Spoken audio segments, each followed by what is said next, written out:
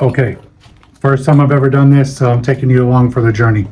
Going to replace the coupler latch on a utility trailer. Figured it might be somewhat similar to a camper. I know that's built a little differently, but we'll check it out and see kind of how it goes.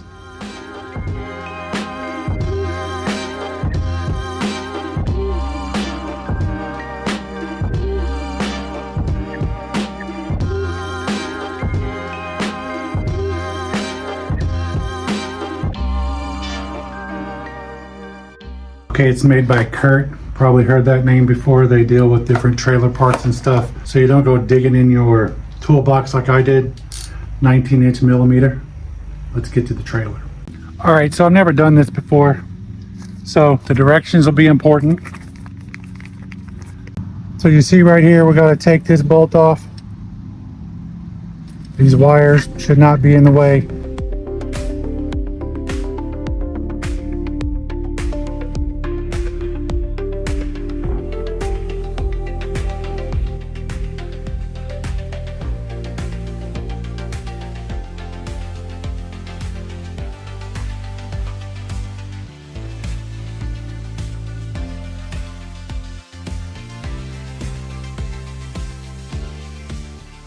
One thing I did notice when I was putting it in was it worked a lot better when I left it up like this, because it allowed the bolt that I was connecting to be down further, and it let me put the thing that attaches to the ball along with the spring and then the other pieces. This is a Lowe's utility trailer, and this was the Kurt replacement. The original wore out on me, and so I needed to get a new one. And so I got that one on Amazon fairly cheap.